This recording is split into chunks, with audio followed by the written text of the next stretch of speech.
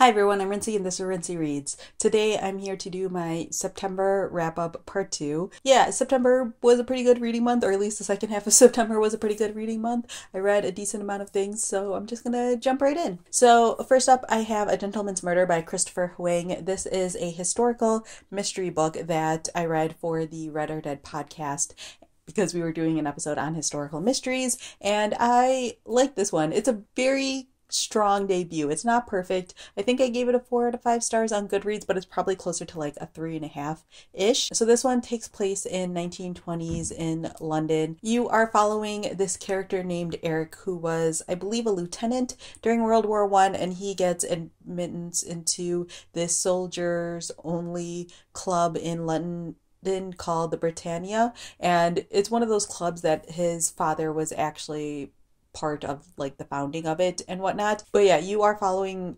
basically this like crew of former soldiers. One day a man from the club is murdered inside the club, and so you are trying to figure out what exactly is going on here. So that's like the basic summary here, but there is a lot more to this story. Eric himself is actually of mixed race. He is half Chinese, white. I don't remember what European descent he is. And so there's a lot of discussions happening in here about what it's like to be half Chinese. There's even discussions in here about like the differences that he experiences versus his sister. In this book, Eric has like a lot more traditionally Asian features, while his sister is much more like white passing. And so he talks about how like he was treated differently and how people treat his sister differently and all of these different things. Since this is set in the 1920s, this is soon after World War I has ended, and so there are also discussions in here about World War I and the PTSD that a lot of soldiers had from World War I.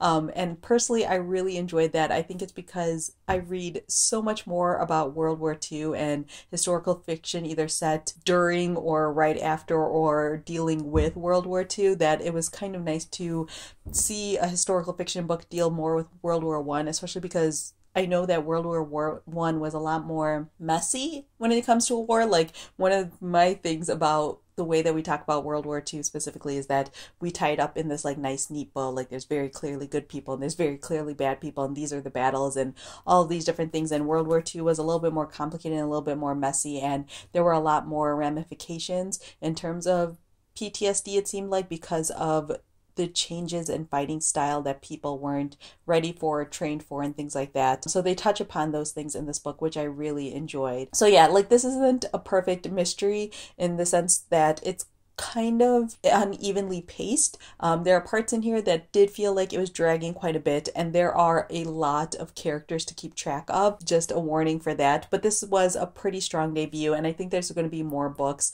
by Christopher Huang following Eric. So I'm definitely going to be continuing on with these books as they come out. But yeah, if you are looking for a historical mystery that has like something a little bit different going on, I definitely recommend A Gentleman's Murder, and especially if you enjoy that sort of like golden age detective sort of British mystery series thing. This definitely falls into that category very, very well. All right, the next book, I suppose you could say novella, that I finished was Artificial Condition by Martha Wells. This is the second book in the Murderbot series. I talked about in my last wrap up how I was reading All Systems Red for the first time and how I was really, really enjoying it, and I like basically just went ahead and picked up books 2 and 3 from the library. I haven't read book 3 yet. I am kind of enjoying like spacing them out a little bit just because I'm saving it for when I like need something really enjoyable basically. These are really nice palate cleanser novellas because they are really interesting and really intriguing and really engaging, but also really comforting in a weird way. So yeah, in this story you continue to follow Murderbot. You find out that she has left the crew that she was with in the last story, so I was a little bit saddened by that, but you do get to meet a new bot named Art, and I really enjoyed the interactions between Art and Murderbot. I will say I didn't like this one quite as much as the first one, if only because Murderbot doesn't have to interact with people quite as much. And I think part of what made the first book so fun was watching her relationship with the humans and the way things change and develop and things like that. But they are making sort of like a deeper backstory for Murderbot, and you get to find out more things about the situation that occurred in the past that they referenced in the first story. I'm not gonna like go into super deep details in case, I don't know, spoilers or whatever, although it's such a minor thing. But yeah, they start to do a little bit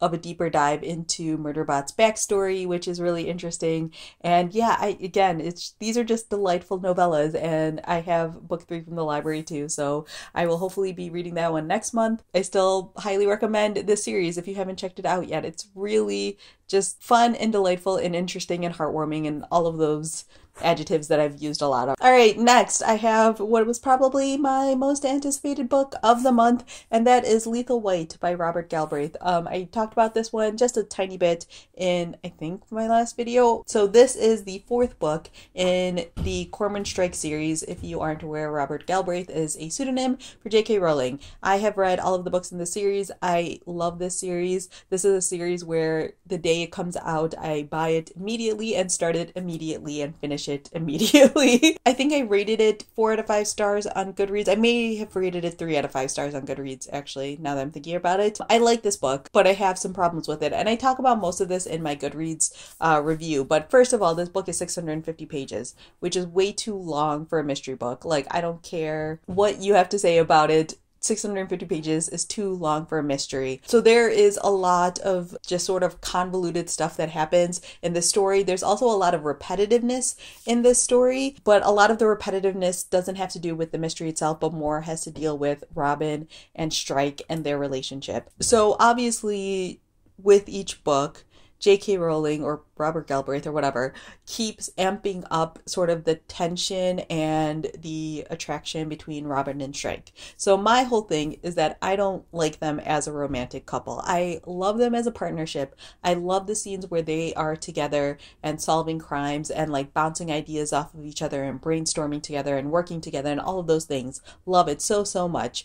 But in this book, they start to get real angsty about their feelings or their denial of feelings or whatever it is. There are so many scenes in here where Robin and Matthew have a scene together and then they end up having a fight and something about Strike comes up and then they end up mad at each other. There are so many scenes in here where Robin and Strike feel uncomfortable around each other and they don't feel comfortable talking to each other, and then they sort of make a little bit of progress towards having a normal relationship again, but then they somehow, for whatever reason, keep like reverting back. There are so many times in here where they just talk about how they don't really know how they feel about each other. There's just like a lot of repetitiveness in this story, and I feel like if you had taken out some of those scenes, you wouldn't have really lost a whole lot from the story, and you probably could have cut this down by like 100 pages. But I still love these characters a whole lot. J.K. Rowling is really, really great at creating really compelling characters that you just fall in love with. Like, I love, again, Robin and Strike's partnership. I love them solving crimes together. There is a new character that I think is introduced in this book named Barclay, who I adored. He doesn't get a whole lot of page time in this book, and I'm hoping that changes in future books and he gets a lot more, and I'm hoping that changes in future books and he gets sort of like a larger part of the mystery. But yeah, like, I'm still gonna keep reading these. I still enjoy them, but I don't love this one a whole lot because I feel like it should have been edited down quite a bit. I feel like this one got a little bit out of hand. Now I will say, I keep making the joke that this is following like the Harry Potter series pattern where each book is slowly getting larger. Like, the last book was around like 400-ish pages, and book 3 of the Harry Potter series I think is close to like 400 pages or so. This one is 650 pages, and that's pretty close to the page count of Goblet of Fire. And so if she continues on this trend, that means the next book is going to be like 800 pages long, and I'm not okay with it. I'm just making that statement right now. Will I still read it? Yes, of course. Am I okay with it? No, I am not. So yes, in the end, like I said, I gave it a 3 out of 5 stars. Your enjoyment of this book is going to rely heavily on how much you like Robin and Strike as a couple. I know a lot of people who really, really enjoy them as a couple, and so you guys are probably going to love this book a lot more than I did. But yeah, I still really like the series a whole lot. So yeah. All right, the next book that I read was The Last Place You Look by Kristen Lepionka.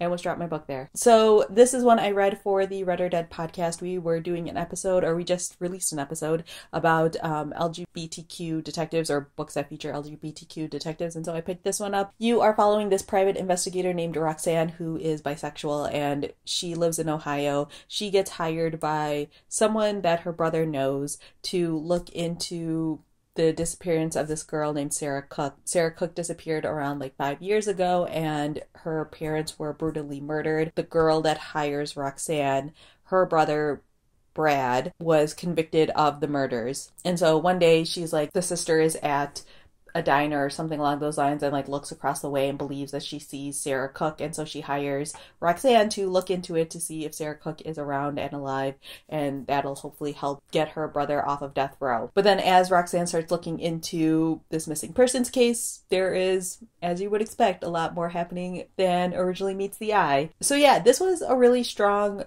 mystery book as well. This is also a debut. I gave this a 3 out of 5 stars because it's not perfect, and there are certain things in here that feel very stereotypical, but I really like Roxanne as a character. She has like that Veronica Mars-y type of vibe, but if Veronica Mars had a lot more issues, and Veronica Mars already has a decent amount of issues, but like Roxanne has a drinking problem, and she has very messy relationships and has difficult relationships with her family members, or some of her family members. Her dad recently passed away, and so she's dealing with that grief as well, and her dad was a detective, and so there's just all of the baggage that comes with that. But yeah, like I said, this is a strong debut. If you are looking for a new mystery series that features a bisexual detective, then this is a good one to pick up. It features her with both male and female relationships, so there's that. And then there's also like something cute that happens with one of the teenage girls in the story. I don't want to give too much away, but yeah, I enjoyed this, and I think that this was a good